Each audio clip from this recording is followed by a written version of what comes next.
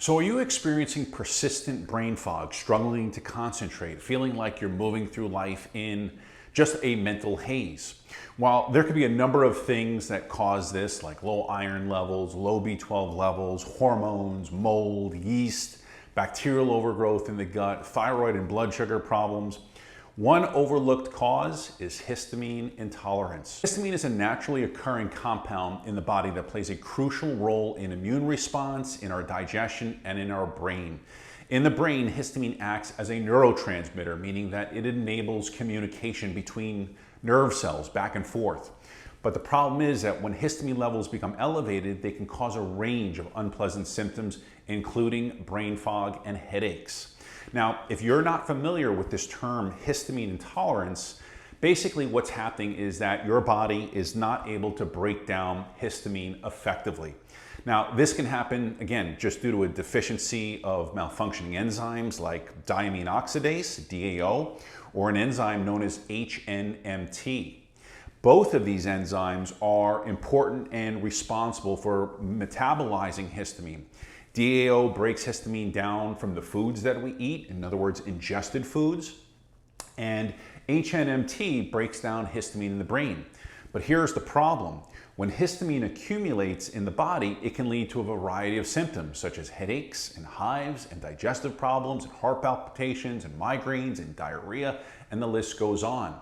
Elevated levels can also cause things like inflammation in various parts of the body, including the brain and in the nerve cells called neurons. Now, when brain inflammation occurs, it can disrupt the normal functioning of those neurons, and that can lead to the symptoms of confusion and memory lapses and difficulty focusing and difficulty concentrating. Again, all hallmark signs of brain fog. Now, histamine can also increase the permeability of the blood-brain barrier, and that's very important because this is a selective barrier that protects the brain from harmful substances. Now, when this barrier becomes more permeable, it can allow toxins and inflammatory compounds like histamine to enter the brain more easily, and this can exacerbate cognitive issues. Now, very often, if we have inflammation in the gut, as in the case of, let's say, a leaky gut, that leaky gut can cause inflammation in the brain, which we call a leaky brain, believe it or not. And again, this is a very common problem that we see in many people with various kinds of inflammatory bowel conditions. And so if you're watching this and you either have a leaky gut, you have small intestinal bacterial overgrowth, or you have celiac, Crohn's, ulcerative colitis, testing for gut inflammation can be very important here, calprotectin levels specifically. So calprotectin can be that indicator that you have an intestinal or gut inflammation. And with gut inflammation comes, unfortunately, neuroinflammation. Fire in the gut equals fire in the brain.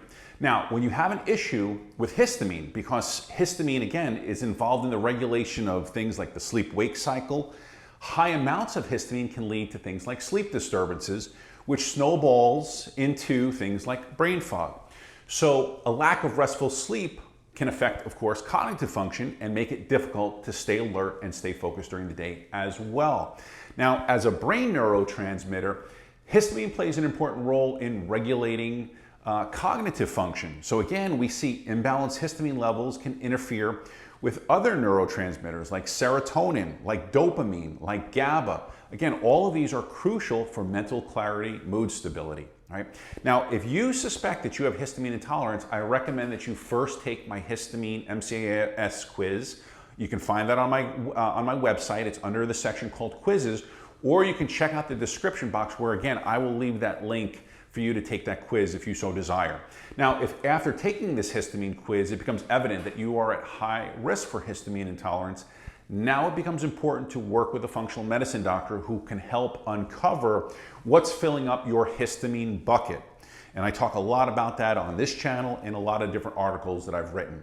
Now, I'll give you a few things to work on that might help, but this is not something that is a simple fix, okay? This is not just a matter of taking a few supplements and following a low histamine diet and all of your problems are going to disappear.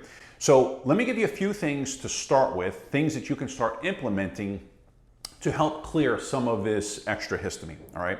Now, I do want to say that dealing with histamine in the gut is different than dealing with problems as it relates to histamine in the brain.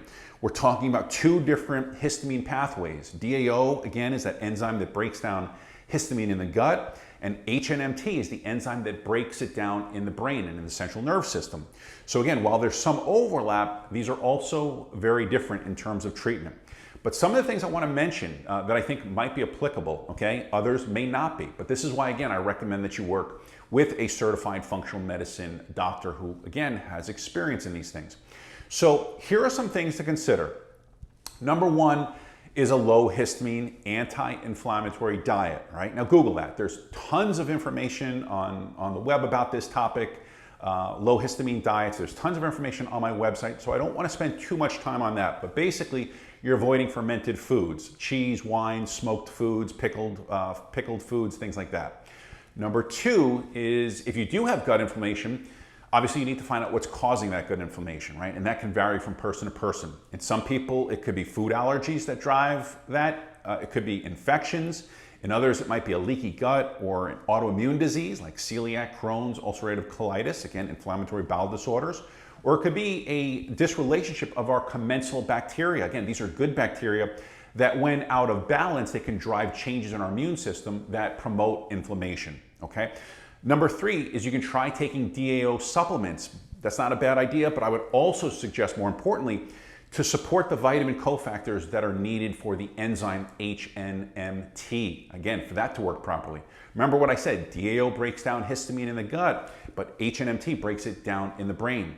Now, some people can have genetic SNPs in these enzymes, and if you do, then things like vitamin B6, vitamin C, magnesium, folate, B9, CME, and iron, these are all helpful. If you have a genetic SNP or you're deficient in any of these vitamins, that might be impacting how that HNMT enzyme breaks down histamine, okay? So again, two important things I want to mention is that you should look for a magnesium threonate, as this is the magnesium that's better for people who experience neurodiscomfort. And I would also suggest that you take a methylated form of folate, like methylfolate rather. Number four is if you are an anxious type of person, you need to understand that chronic stress and high cortisol can and will exacerbate histamine intolerance symptoms. Cortisol affects how mast cells release histamine, and high cortisol alone can cause brain fog, it can cause anxiety, it can cause trouble focusing and irritability, and of course, it can cause major fatigue.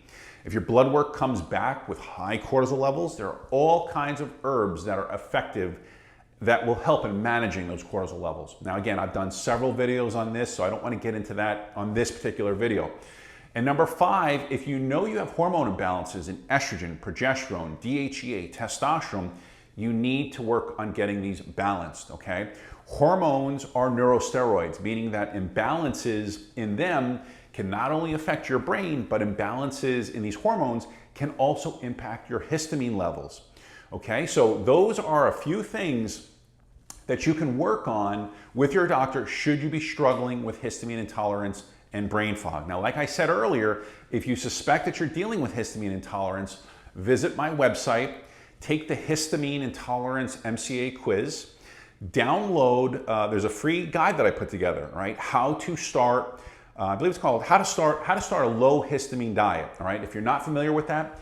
And lastly, consult a functional medicine practitioner who can develop an individualized treatment plan that is specific and right for you.